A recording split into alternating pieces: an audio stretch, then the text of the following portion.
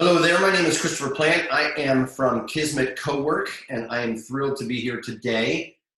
We've got a giant pile of attendees here with 69 signed in for Natalie Nixon to present information um, from her creativity leap that we're going to be doing today. I would like for you to all to say hi to Natalie, and then I'll cover some logistics momentarily. Hey guys, really happy that you're here. Christopher is going to explain a bit who he is.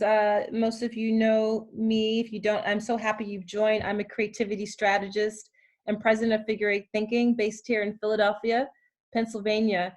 And this will be the first of two and probably many more webinars. Today's is focused on design thinking, and next Tuesday, March 31st, we're going to do one on creativity, making creativity leaps. Back to you, Christopher. Yeah, so my name is Christopher Plant, and I am the founder and owner of Kismet Cowork. Kismet Cowork is a workplace, a shared office solution, and we do a lot of work in the personal and professional development sphere. I am also a graduate of Natalie Nixon's Strategic Design MBA program from Philadelphia University, now Jefferson, and have just been a gigantic fan of her work.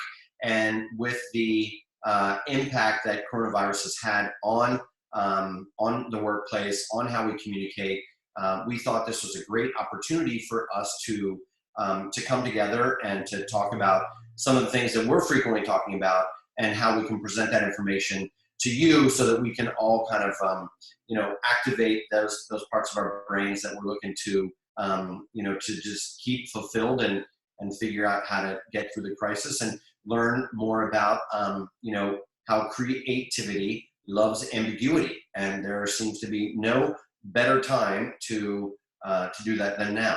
As Natalie did mention, there will be a second seminar on Tuesday, March 31st at 2 p.m.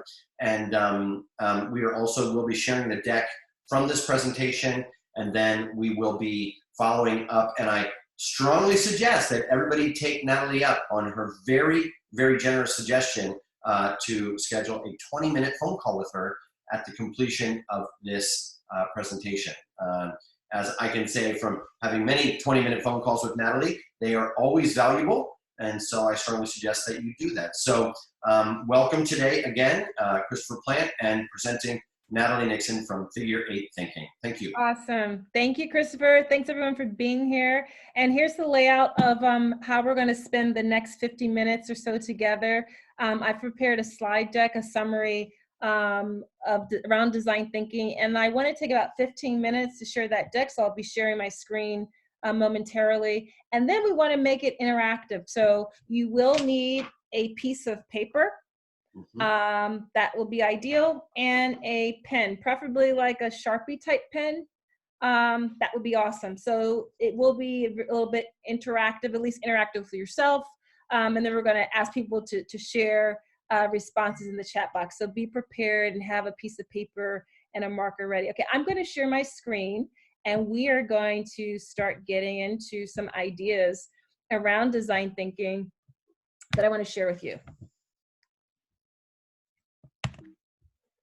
So hang on. Okay. Alrighty. So we decided to talk about about design thinking in terms of navigating ambiguity. And whoops. And I want to start with this quote by Mickey Munley. Mickey Munley is a gentleman who built his career working in higher education. And a lot of us who have worked in higher ed have been saying that higher ed is probably the next bubble to burst. We've been saying that for at least a decade. And he gathered together a group of leaders in development and institutional advancement a few years ago, and I joined them to lead a couple of sessions. And one of the things he said during that time in Aspen was that if you want to plan for change, which higher ed certainly needs to do, you've got to change the way you plan. And that statement is especially poignant today with the ways that all of us are responding to, needing to adapt to a very different way of living with each other and envisioning a life and work for ourselves given COVID-19 virus. So once again, welcome to this experiment that Christopher and I are doing and exploring ways that creativity can help us navigate ambiguity. And today we're focused on design thinking. So hopefully you've got your blank piece of paper, you've got your marker. We will be going back to that. And I want to start with something I noticed about a year ago. I was invited to Dallas to give a talk to some leaders at AT&T. And I noticed that everybody, unlike in Philly, like not everybody, but a lot of people were getting around on scooters. And I was like, what's up with that? And I Googled it, and this article came up in the Dallas News. And it got me to thinking about how they as a city were able to be really responsive quickly to what people wanted and needed. So a lot of the times people have talked about the evolution to cars, not evolution per se, but getting to that mode of transportation as a way to really identify what people need. And are people needing to go from the skateboard to then modify it to the standing scooter to a bicycle to a car? Or given a lot of new concerns around sustainability, maybe the psychographics of the city are changing, maybe it's not even about the bicycle or the car anymore, but it's getting back to the scooter, as in the case of Dallas. And I just bring up that example because that really gets to the crux of why design thinking is increasingly being embraced as a tool for strategy, because it really gets into making sure that you're starting first with your end users and figuring out what they need and even better, what they want. So the future of work is a constantly shifting landscape. It's a landscape that is incredibly VUCA. Our current landscape is incredibly VUCA, and VUCA is a term, it's a mnemonic that stands for volatile, uncertain, complex, and ambiguous. By the way, if you have questions as we are going through this, please just type in your questions in the chat box. Christopher is going to be monitoring that, and he'll let me know if there's a question that that makes sense to talk about at that time. So feel free to jot down a question. But this term actually comes from our military. And right down the road from Philly is the Military College at Carlisle, Pennsylvania. And certainly when the United States first entered Afghanistan, the terrain was very VUCA. It was volatile and uncertain and ambiguous. And very soon after that, corporate America began to really adopt this term. So in times like these, we've got to be adaptive, resilient, curious, and open source problem solvers, says me. One of the people who I really admire in the way that they talk about becoming more adaptive and resilient is they really talk about the value of collaboration, which is a key element in design thinking. So this slide just refers to, I just want to give a little credit right now to Jerry Hirschberg, but one time was the president of Nissan Auto International, and the design group. And whenever he was working on a challenge for Nissan, he would always make sure that conversations involved people from sales, from manufacturing, from finance, as well as the design teams. And he made it this term called creative abrasion. His point was he understood that most people shudder at the thought, not most, but a lot of people don't like the idea of having to get out of their wheelhouse and have to explain the way they go about solving problems to people from a completely different department. Most organizations are pretty siloed. His point was, well, yeah, that causes abrasion, but we have to remember that abrasion causes friction. And while friction is something that a lot of us avoid, at the end of the day, friction is energy. And there's a lot of energy that can result as a consequence of people from different backgrounds working together, asking very different sorts of questions and tackling a problem. So this principle of creative abrasion is pretty important in design thinking. Now, design, Larry Keeley has said, is the art and science of cutting cubes out of fog. And I love that expression. I love it because it really gets to Well, the ambiguity and complexity the design likes to put its arms around. But if you could think about art and science together and cutting cubes out of fog, then you get you're inching closer to what design is. And Larry Keeley is the co-founder of the Doblin Group, which was acquired by Deloitte a few years ago. So why design? Well, first of all, designers are change agents. Whether you have studied fashion design or graphic design or UX design, you get to ask what if, so what, and why not? And to begin to equip a broader range of people of asking those questions is a goal in design thinking.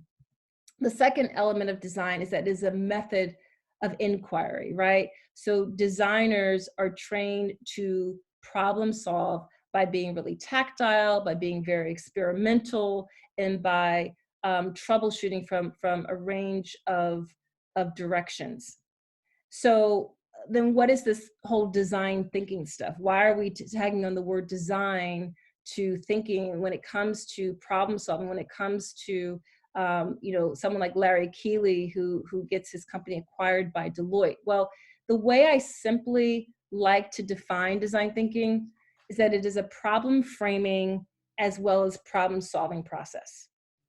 It's a problem framing and problem solving process. And in the way that I work with my clients, it is 50% qualitative research and 50% the application of design principles. So what's ethnography and qualitative research? Well, those are research methods that allow us to embrace the worm's eye view of society. I like to say that economics, poli-sci, sociology, they all embrace the bird's eye view of society, the 30,000 level view of what's happening and problems in society. But anthropologists like to get on the ground, like to study culture from smaller units. We do interviews, we do deep observation, and we do contextual inquiry. You combine that with design principles such as visualizing information, building out prototypes. Those all of a sudden become a wonderful way to build out strategy, and that's design thinking. So I've edited a book called Strategic Design Thinking. It's a book where I purposefully invited practitioners and academics to contribute. I wrote a chapter on service design, but in this book, I define design thinking as something that transfers the problem-solving process that designers use to the design of services and experiences and processes. So while traditional design tends to design more tangible objects, garments, buildings, design thinking is applying that process to design the intangible, to design services and experiences. And we're going to do a little experiment towards the end of this webinar of trying to redesign an experience. So hang tight. Yeah, that's why you need the paper. So I've been evolving this slide quite a bit, actually over a couple of years, believe it or not. But here's another way I like to try to explain why design thinking is so helpful for organizations. I think it's super helpful in the way I use it in my consulting work because it helps organizations become more agile. Why? Because design thinking has a temporal dimension and a spatial dimension. So what do I mean by that? Well, the temporal dimension in terms of the way that design thinking spans time is that it necessarily requires us to backcast, to use hindsight, to understand context and where have we been. It also totally embraces forecasting and foresight, right? So that's the temporal dimension of design thinking. The spatial dimension of design thinking is the methodology of it, right? To get out of the building, to go beyond the surveys and the focus groups, actually talk to real people, talk to your customers, observe them, right? It also incorporates a spatial dimension because it values the qualitative research, but it also values the quant. So it's encompassing and inviting a range of expertise. All of that together leads to really valuable insights. This is high praise and a nod to a colleague named Sabine Junginger. And Sabine, I love this slide, this visual, because she very clearly and simply illustrates here how organizations become led by design thinking. Now, what's really cool about this visual is that you could plug in innovation here, right? How does an organization become an innovation-centric company? How does it become a design-centric company? Same process, right? But here's how she goes through it. This first area right here talks about in the beginning stages when an organization is trying to, integrate design thinking, they're only thinking about aesthetics. They might start a design thinking lab or an innovation center. And we know a lot of companies who are at that stage, and they hire consultants to help them figure out, where do we start? Where have we been? Where might it make sense to start integrating this? The next phase is when you start to see design thinking, innovation, creativity becoming parts of various departments, right? So you see the sales teams and the marketing teams, the manufacturing teams, the human resources teams beginning to integrate design thinking principles into the way that they work. It becomes a part of their je ne sais quoi. They begin to lean on design thinking as much as they lean on a SWOT analysis, for example. This next phase is when you start to see design thinking, plug in the blank, innovation, becoming a part of the way leadership rewards and incentivizes people. So they actually begin to tie it to performance. They integrate it into their actual business model. When you get to this stage, it becomes less of a place. So this first stage is getting from the first stage to the second stage is probably the hardest, because it's in this gap where we have this differential between people in the organization thinking, oh, that's where people play with sticky notes all day, right? That's where people play with Post-its all day, to really understanding this is a methodology that can help us build strategy, to really tying it to performance and incentives. And finally, this last visual, the circles, when it becomes saturated into the culture of an organization. And the other reason I love this way that Sabine has outlined this is that it shows you that this takes time. It doesn't happen overnight, but this part right here is a great place to start. So I like to say that strategy is about reframing. It's about shifting your paradigm. And a good strategy will reconnect the dots between ideas that you formerly had never thought to put together in order to create new value. And so because design thinking is a reframing process, it's absolutely critical to building new value during times of transformation, especially times of transformation that we're living in right now. Design thinking compels us to ask a better friggin' question, such as, what business are you really in versus the business that you've been saying for decades you're in? Meanwhile, your external environment is shifting. It causes you to ask, well, why are we still using these legacy systems or these legacy processes? And then you also begin to have a more exploratory approach, such as, what if we partnered with, fill in the blank, someone very new or different, or someone who's been a competitor, and you decide to build a co-operator relationship with them. The thing that I like about design thinking as a tool, and it's not the only tool, but it's certainly a useful one to have in your toolbox, is that it's constantly stretching you to ask different questions. And that's where the reframing comes in. And this is something that I have simplified based on the work of Jean Lightcutt and her team. So Jean, in my view, is kind of the diva of design thinking as a thought leader in the United States. She's been a professor at the Darden School of Business at UVA. And in one of her books, she talks about how design thinking starts with the present state, asking, well, what's our current state? And then you move over to asking, well, what if, right? What's more blue sky? How could we blow the roof off of this? And then tying it back to your end users, what really wows them, whether it's your colleagues in your organization or your new potential current customers, what wows them? What's the connection between our dream, the what if area, and what actually resonates with our customers? And then finally, what works? What on a practical level is going to stick, is going to generate revenue, and is going to have a positive impact with all of our stakeholders. And finally, that leads to what's next. But this is a great way of thinking about the process of design thinking through these 4 basic questions, or I should say 5 basic questions. Well, Warren Berger went, in my view, and simplified it even more beautifully. Warren Berger is someone who gave me a really nice early endorsement of my next book, which is called The Creativity Leap. He's the author of A More Beautiful Question. And I've had a professional crush on Warren Berger for a while. He's aware, my husband is aware, but I really like his work because he talks about the value of asking a better friggin' question, right?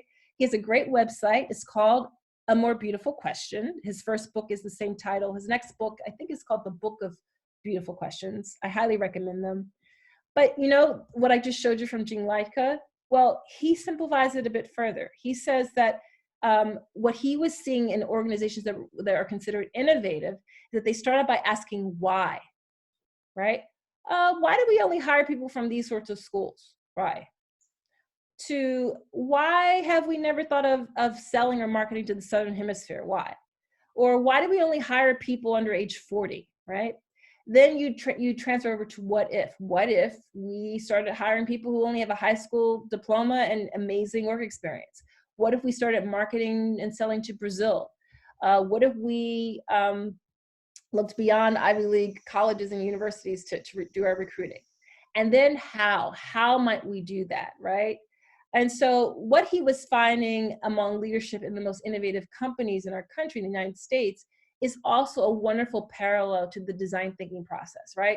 Starting with the present state, asking why, blowing it up, asking what if, and then converging to being really practical and tactical and asking how. And that's another way of understanding this slide, which is that design thinking likes to do this ebb and flow between asking really big, humongous, audacious, divergent questions to help you create choices. And then there has to be a moment where you converge, you get tactical, and you make choices. I can pause here, Christopher, if there's any questions that you think I should answer. There's no questions yet. Okay, cool. I'm trying to drag them out there. Thank you. So in theory, design thinking might look something like this. It might be this nice, neat, linear visual of, you observe people's behaviors and the problems they seem to be having. You go back with your team and you brainstorm a bunch of ideas, you prototype some solutions, and then voila, you implement the final ideas and innovations. That's all nice and neatly packaged in theory. In reality, design thinking works best in this sort of scenario, right? Where you do a lot of iterative work and back and forth between understanding current state, observing, ideating, testing, prototyping, and then revisiting, scrapping your idea completely, etc. I want to pause here and just say, while design thinking is becoming more popular in the United States, it certainly had a running start in Europe and even in Asia.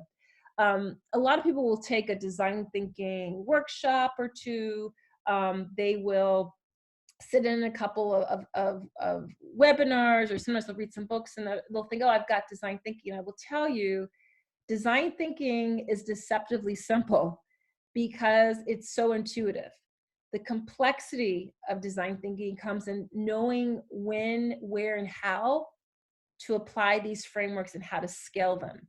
And that comes with time. And Christopher mentioned one of the ways we worked together in the past. He was one of my graduate students in the Strategic Design MBA program. If you talk to any of the folks who went through that program, which was a 20-month-long program, 22-month-long program, it takes a minute before this stuff really gets into your blood, it gets ingrained into your muscle memory and shifts the way you think. So if you've started getting curious about design thinking, or if you've been fiddling with it now and then, keep at it because it only gets better. I also love this visual because this is the problem, confusing, crazy part of any quandary. This is where we are right now in COVID-19, right? It's going to take multiple stakeholders, from healthcare, from policy, families, all sorts of institutions and stakeholders, before we start to test out different ideas. We iterate on them, we get feedback, and eventually we get clarity on how to get out of this forest. Um, as you've probably have discerned by now, I'm a bit of a nerd. I love frameworks and models and stuff like that. And there's a lot of, in design thinking, we use a lot of frameworks. These are our tools. So I'm going to share a couple with you that you can take away from today's session. One metric we use is that with the problem that you're solving for your end user should help them on a functional, a social, and an emotional level. And what you'll find is that in a lot of organizations, at least the organizations that I'm often invited to work with, they've only been trying to solve the problem on a functional level. Healthcare is starting to shift to this realm. Financial services has started to shift to this realm. Upstarts usually in higher ed, healthcare, finance have been already working this realm, but this is where the juicy, good, cool innovation happens. When you start understanding what are the needs that our end users need and have on these dimensions as well as the functional dimension. Another metric, when you're designing a product, a service, an experience for your end user, for your clients, it's not enough for it to be feasible, that it actually functions, right? That the trains are running on time, Amtrak, but it also must be viable. Does it create value? And that value can be financial value, but it can also be social value. It can be cultural value. And goodness gracious, it's got to be desirable, right? Do people actually want it? And when you're in the prototyping phase, you first want to just test, is it desirable? Is it something even people want? And then you move into making it functional and viable. But when you can design, deliver to the marketplace, whether you're a nonprofit organization or for-profit, a product, a service, and experience that meets people's needs on all three of these levels, you have aced it. And that's not easy to do, but this is a great metric. So I'm going to start to close out this part of our presentation by just sharing who in the world is really starting to embrace design thinking. I'm going to go back to this 2015 issue of the Harvard Business Review, where 5 years ago, when my colleagues and I around the world who have been working in this field of design thinking, design strategy, saw that HBR dedicated an entire issue to it. We were like, wow, this is amazing. Because when an iconic institution like Harvard says that, design thinking is something that some of the curmudgeon-y organizations need to pay attention to, that makes a lot of sense. Something that I thought was really interesting about that issue is that they were pointing out that the very traditional management consultancies like Deloitte, McKinsey, Accenture, slowly but surely have started to acquire these creative strategy and design strategy firms. And all of them at this point have acquired at least 3 for all of them. So that gives you an indication how in the traditional management sectors, they really understood they needed more than a SWOT analysis to solve people's problems. I also just want to share a few examples in the social impact sector of how design thinking has been used. So up at the top here, the XQ Super School project was a project that Marlena Jobs funded with millions of dollars to have high school students, talk about being user-centered, and teachers redesign high school from their perspective and using the design thinking methodology. My friend Sarah Brooks, who is a design director at IBM now, she worked with the Veterans Administration in service design, and one of the things they produced was this report on a veteran-centered VA, which oddly enough wasn't always human-centered. So this is another example of in government how design thinking has been used. And then the Well Living Lab has asked really provocative questions to healthcare, such as, what if your walls and ceiling could actually eliminate VOC so you could breathe easier, right? So these are examples, other examples of the application of design thinking. So I'll pause here. Any questions on anything that I've been rambling about? There's two questions. The first question is, how do you communicate progress of a design process to project owners who might be expecting design to fit into a more waterfall-esque approach? Great question. You communicate it to them in the way we ask people to vote. Well, I guess we can't say frequently and often, but early and often, but early and often, right? So you want them to be your allies. You incorporate them into the process. You do not have a process where everything's in this secluded room. It's only a few select people who get to work on the project, and then there's a big reveal 12 months from now. Transparency is everything in a process like design thinking, which is so iterative, which is not overnight and fast, so that people can own and buy in and opine on the iterations and the feedback that you're getting, so they can be part of that process. In my experience, that's the best way to ensure that you're not setting people up with false expectation. The other thing is to not set people up with false expectation, like from the beginning of the process, to really educate people that this is a very different way of working and getting consumer insight and identifying needs. And I would also say, in my opinion, design thinking should never be used as an either or type of option, either design thinking or something else. I think in the best case scenario, when you have an organization and leadership that's willing to use the traditional quantitative methods aligned with the more iterative process of problem framing, is the best way. Yes, Christopher, second More question. questions. Okay, questions are clearly essential to design thinking. In my experience, it can be challenging to get leaders to ask questions because they've largely gotten to be leaders by having answers. How do you encourage leaders to be more curious and inquisitive? It's a very appropriate question for this moment. It is. Can we save? I'm going to save that, but I'm going to show you and not just tell you. But thank you for that question. It takes a lot of practice. Having worked in education for over 20 years, it actually starts with our education system. We have penalized curiosity and questions. We've equated it with ignorance instead of what it is, which is Warren Berger says, asking questions is a way of thinking. So so your question really points to a culture change in an organization that has to start with leadership. But we have an exercise that could help you with that question. Next question, and then we'll go on. Okay, the final question is, what are some of the ways to initiate the spread of design thinking concepts within a group or organization?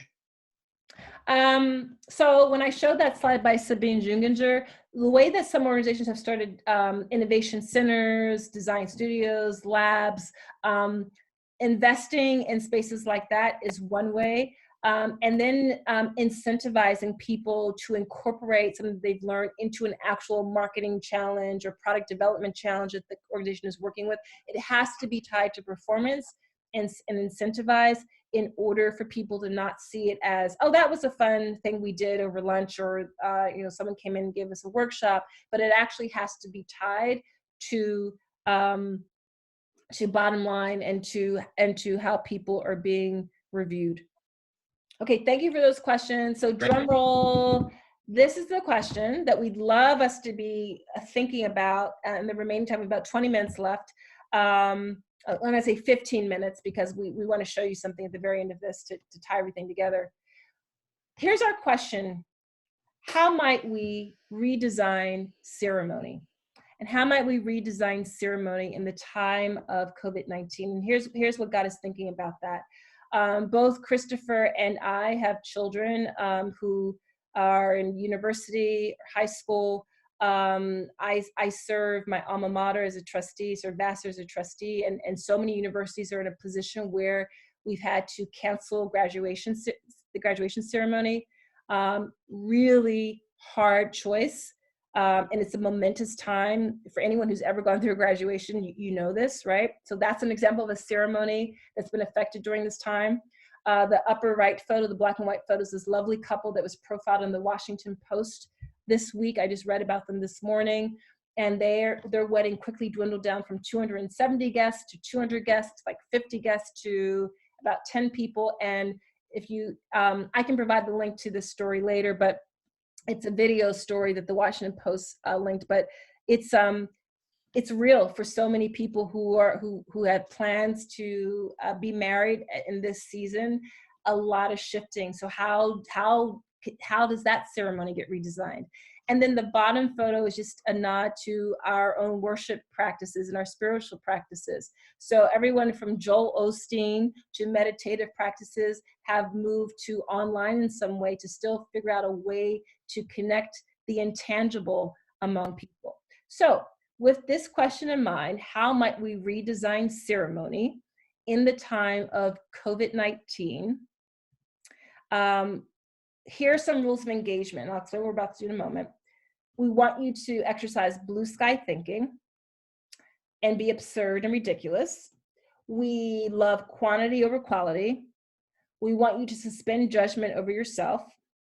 We want you to show us and don't just tell us your ideas, even though we realize that's going to be a little challenging. Christopher and I are new to Zoom webinar, so this was an experiment on some levels. We won't be able to show everything. That's okay.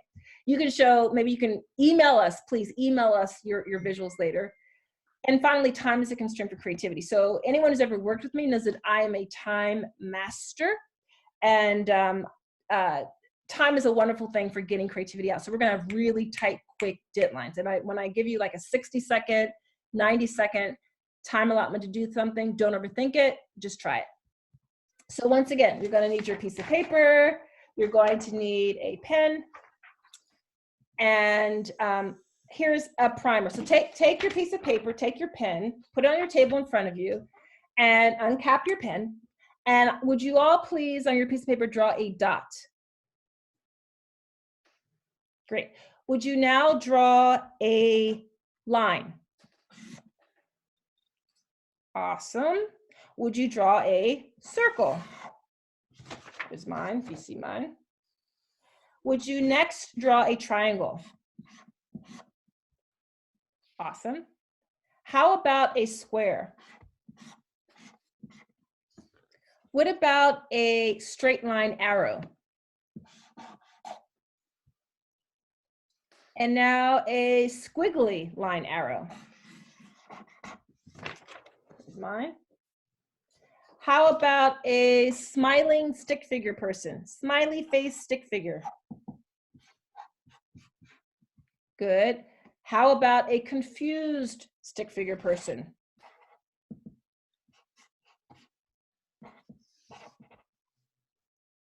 And finally, how about a Venn diagram, 3 intersecting circles, right? So here's what my page ends up looking like, something like this, if you can see it. Christopher, can they see this? Can you see this? Yeah, 100%. Okay, cool. So something like this, right? So awesome, love yours, Christopher. So here's why we've asked you to do this. This is to prove a very salient point. You can draw. Okay, good. So we've proven that. So none of this, I'm not a creative type, I can't draw. If you can doodle, you can visualize data. You can visualize ideas. And I learned this from my friend, Dan Rome, who's the author of Back of the Napkin. He's great books, I encourage you to read up on him.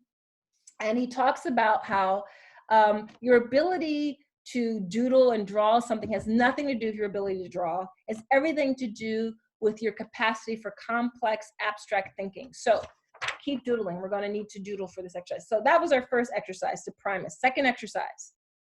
Hopefully, all of you see on your screen a fruit, an apple.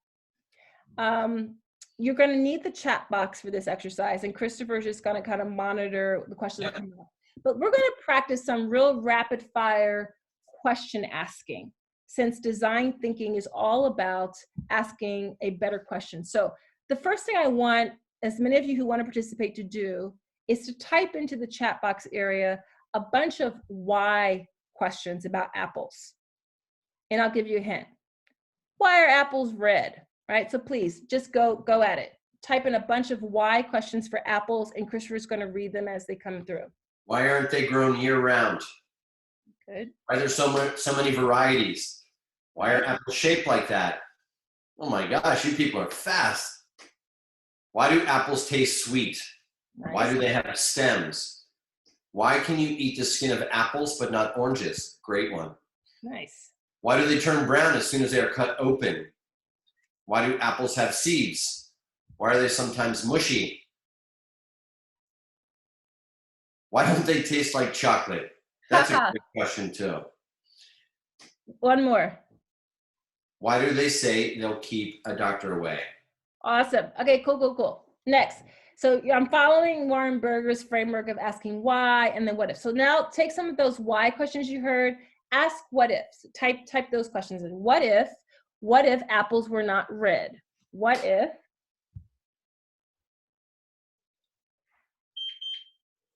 What if apples were blue?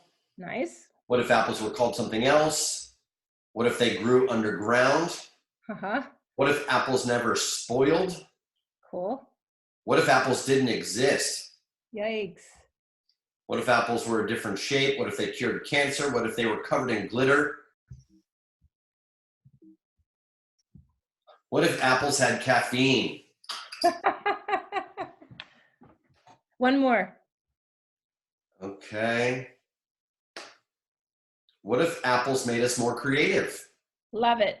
Okay, cool. So we've been doing diversion, diversion, diversion. Now let's start to converge and ask how. So based on what you just heard, how might we make, in my case, how might we make apples blue, right? What's it, what are, give me a few how questions. How might, Say that one more time, Natalie. so how might we make apples blue? How Right. might we have apples grow underground? Actually, I think you get the idea, right? So Yeah, we yeah, went from I do. asking, sorry, go on. How do we make apples taste like chocolate? Right, How could we make apples in a lab nice. where they create viruses? How do we make apples bigger? How do we make apples crisper? How might we reduce sucrose sugar levels in naturally occurring apples? Cool, cool, cool. Okay, so these are awesome. You guys are outstanding in this. You got and keep asking these sorts of questions. So the purpose of having you do this is just to kind of get your brain marinated on asking big audacious questions about something as seemingly simple as an apple, right? Because once upon a time, there was someone who asked, what if we could energize cars by plugging them into an outlet in the wall instead of through petrol? And some people laughed him out the room and other people leaned in and said, tell me more. And so people like Elon Musk, and there were a lot of other people who explored that question, have now figured out how to get them to market more sustainable, electronically energized cars, right? Or someone once asked, you know, what if we could develop an orange that didn't have seeds so little kids wouldn't choke on it? Whatever your feelings are on genetically modified fruit, we now have halos, etc., right? So the point is, ask a better freaking question. So here's what we want you to do in the remaining time as it relates to this question of redesigning ceremony in the time of COVID-19. So take that another piece of paper, or the same piece of paper, fold it into 3 sections. So make your piece of paper into a trifold. 1, 2, 3. I want you to pick a ceremony category. It could be weddings. It could be graduation. It could Prom? be A prom? prom, right? Pick a ceremony, right? Mitzvah? I'm gonna give you 5 seconds to think of that, starting now.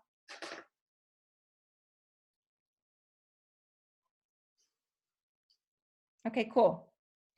Next, in the first section of your piece of paper, I'd like you to list 3 disruptive questions about that ceremony. They could be why questions, or they could be what if questions, and we don't want you to overthink it.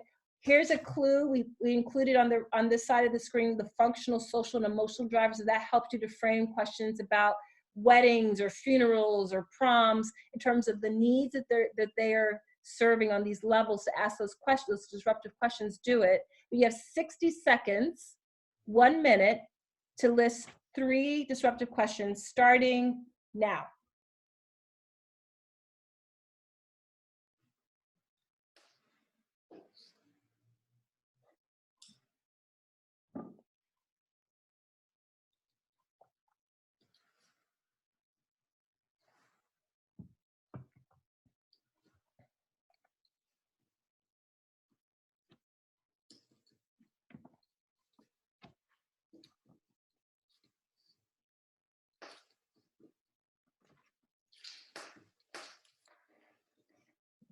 You have 25 seconds.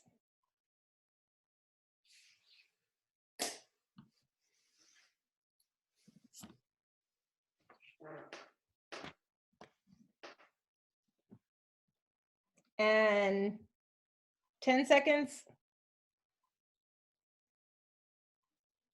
5, 4, 3, 2, 1. All right, good. Real quick, can we hear? Will some of you share one or two of your questions in the chat area? And Funeral.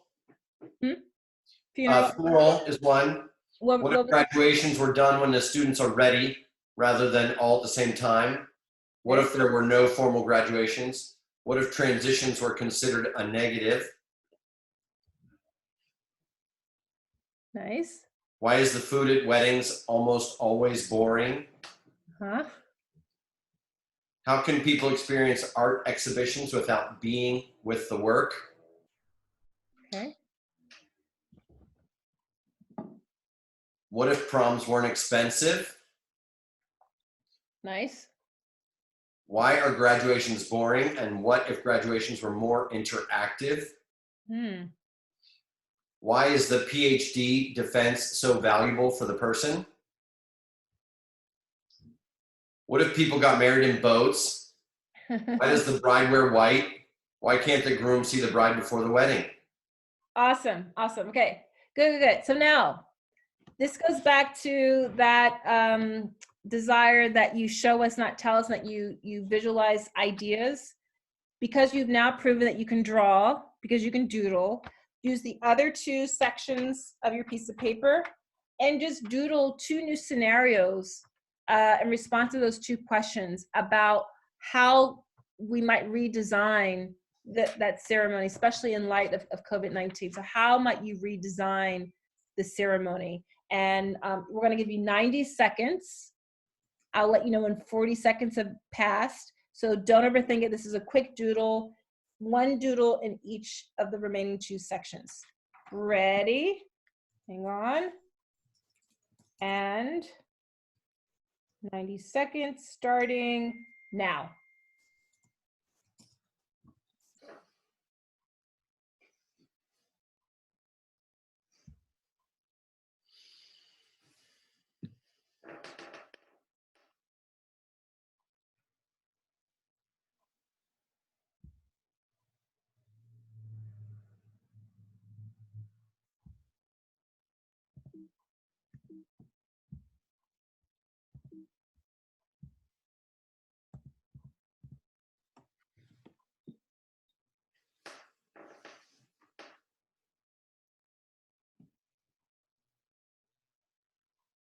You're almost halfway through. Remember to give your idea a caption. Give each scenario you've doodled a caption. You have 40 seconds left.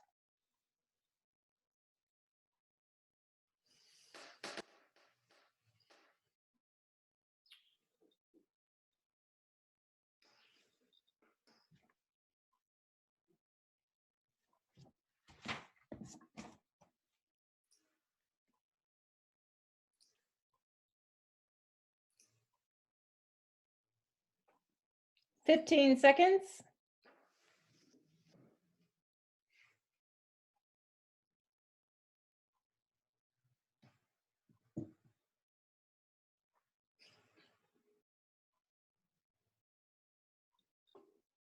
All right, that's my timer.